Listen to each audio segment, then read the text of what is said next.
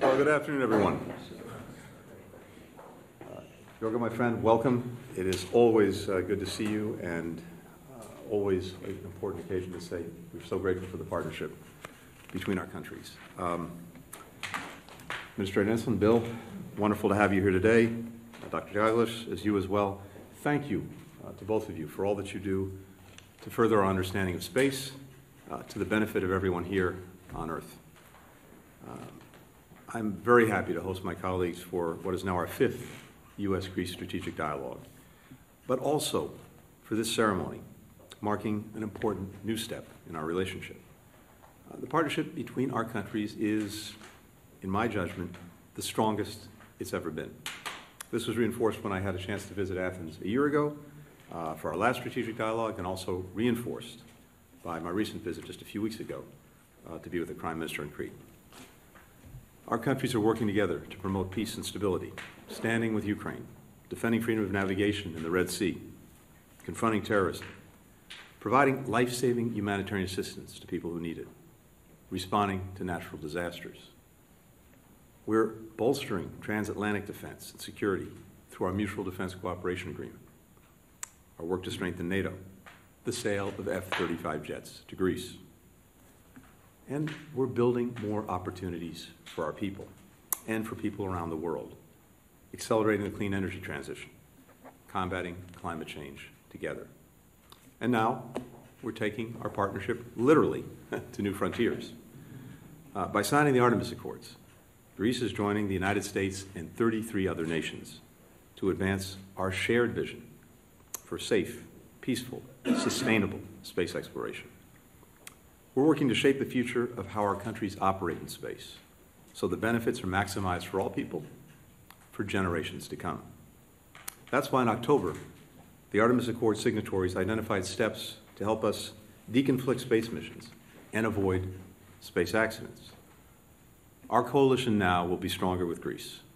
It's an important member of the European Space Agency, where it's helping to craft the next generation of communications technology so that people around the globe can share information more freely and more securely.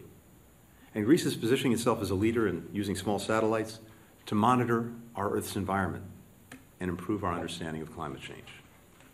Through these accords, we'll also draw upon the contributions made by Greece and its experts throughout history. In ancient times, Plato argued that the sun, the moon, the planets moved on circular paths. Over the last few decades, it was a Greek-American physicist, Tom Kermigas, who helped NASA conduct experiments on all of the major planets in our solar system. As the early Greek philosopher Glaucon put it, and I quote, "Astronomy compels the soul to look upwards and leads us from this world to another." What an extraordinary vision, and what a powerful description of what this is all about. Our partnership in the Artemis Accords will enable many more discoveries in these other worlds and make possible new horizons for all of our people. That's why we're so grateful to be joining together today. With that, my friend, Yorgos, over to you.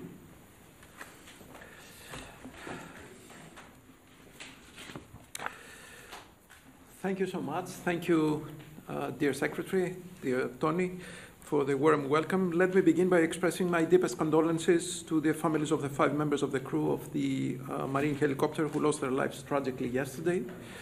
Our meeting today marks the opening of the 5th U.S.-Greece Strategic Dialogue. Please allow me at the outset to just place emphasis upon the importance of those 2 Greek origin words, strategic deriving from the Greek word strategikos, meaning of high hierarchy, and dialogue coming from the Greek word dialogos, meaning discussion, debate on the ground of reason and logic. Therefore, our strategic dialogue is a means to set vision and enhance policy based on shared values. And it is important that today we're signing the Artemis Accords in order to just be together, not only on Earth, but also in the space. Such meaningful cooperation is today more needed than ever in the light of present global challenges, such as the climate change, migration, and pandemics, which directly affect the lives of billions of people, but also in the context of serious conflicts from Ukraine and South Caucasus to Gaza and the Red Sea and Sahel with imminent extraterritorial effects. What is urgently needed is global cooperation based on ethical commitments under the auspices of international law.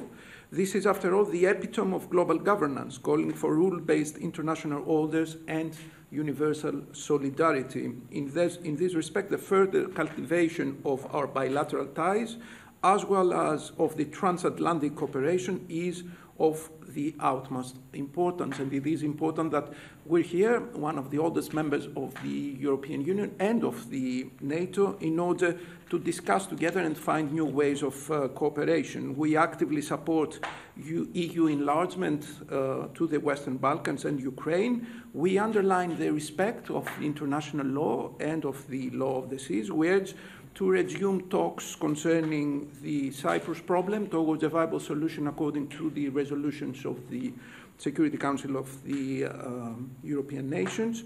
In relation to the Middle East, we are in a position, by virtue of our relations with all involved parties, to work constructively to prevent further humanitarian deterioration. And I would like to take this opportunity to stress Secretary Blinken's tireless efforts to prevent the escalation and the humanitarian catastrophe in the Middle East, from where he just came back. We're all grateful for his efforts.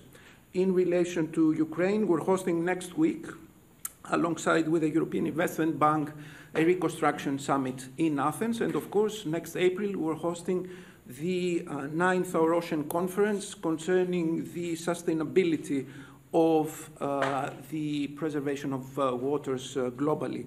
I had the opportunity earlier this morning to have a very interesting talk with Special Presidential Envoy John Kerry, it was really outstanding to see how we are completely like-minded in many respects. Further, our economy, Greece's economy, is back on a strong growth trajectory. This is also thanks to emblematic foreign direct investments coming from the United States.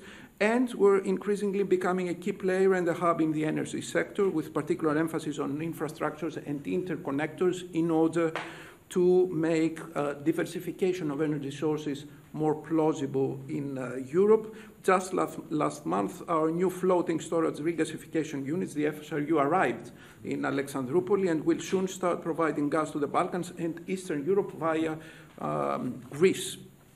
And we further develop our defense capabilities with the upcoming acquisition of up to 40 F-35 jets, which reflects the depth of our mutual relationship. In light of the above, I dare say that the United States and Greece complement each other, doing everything in their power to contribute to regional and global stability. Let me conclude, my dear Secretary, by mentioning people-to-people ties, a vital underpinning of our strategic dialogue. The Greek-American diaspora is a significant bridge of the two civilizations and of the two people. And of course, I cannot but stress the importance of educational exchanges through the Fulbright Exchange Program, the US-German Marshall Fund, and other educational vehicles. And of course, we also value the 53 Greece-related programs at American universities, including 11 chairs of Greek studies. Dear Secretary, today we celebrate the International Greek Language Day. It's a great day for us, and on this occasion, please allow me to conclude with some ecumenical Greek words. So thank you for your philoxenia, and I look forward to further synergies among our governments and nations on grounds of common ethos, so as to develop philanthropic and democratic ecumene. Thank you so much.